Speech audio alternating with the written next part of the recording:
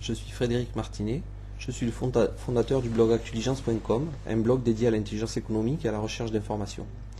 Je vais vous exposer ma perception de la communication d'influence et son positionnement dans une démarche d'intelligence économique. La notion d'intelligence économique a été initiée en France en 1994 par le rapport Martre qui définit la discipline comme l'ensemble des actions coordonnées de recherche, de traitement et de distribution en vue de son exploitation de l'information utile aux acteurs économiques. Dès 1994, les limites du champ d'action de l'intelligence économique, et quelles que soient les visions successives de ce qu'est l'intelligence économique ou tout du moins de ce qu'elle devrait être, toutes s'accordent à dire que les actions d'intelligence économique doivent rester dans le strict cadre de la légalité et même de la morale. L'intelligence économique est souvent découpée en trois volets: information-renseignement, sécurité-protection et lobbying-communication d'influence. Le volet offensif est alors parfois assimilé au lobbying et à la communication d'influence. Entendons bien par là toutes les actions légales qui peuvent être mises en œuvre pour faire évoluer son environnement dans un sens favorable à son activité. Si le lobbying reste principalement à destination des milieux politiques et institutionnels, la communication d'influence s'appuie largement sur l'utilisation des réseaux, qu'ils soient internes à l'entreprise ou externes. La compréhension du fonctionnement des réseaux, des modes d'interaction, de leurs acteurs, reste le préalable essentiel avant toute démarche de communication d'influence. Le fonctionnement d'un réseau s'écarte en effet très souvent de la construction hiérarchique d'une entité.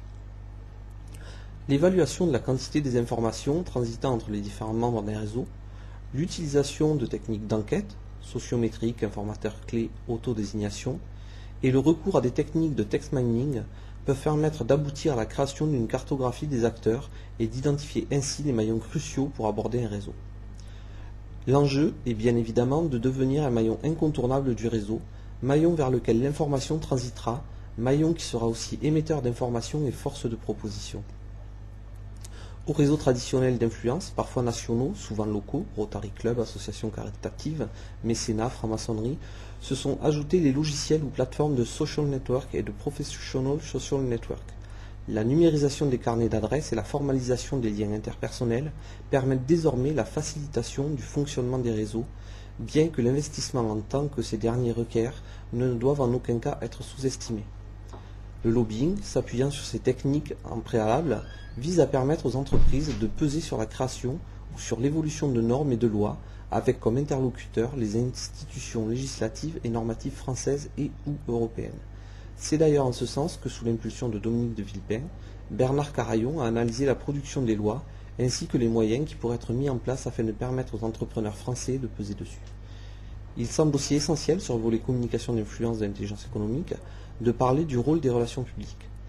Dans un environnement surmédiatisé, qu'il s'agisse d'informations presse traditionnelles ou de blogs, de nombreuses caisses de résonance peuvent être offertes à toute tentative de manipulation médiatique et de déstabilisation. Il est donc important de mettre en place des actions préventives.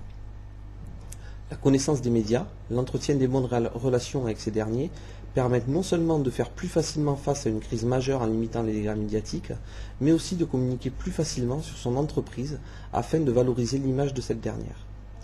Enfin, rappelons-le, un réseau est fait d'échanges, d'investissements humains et se conçoit à long terme.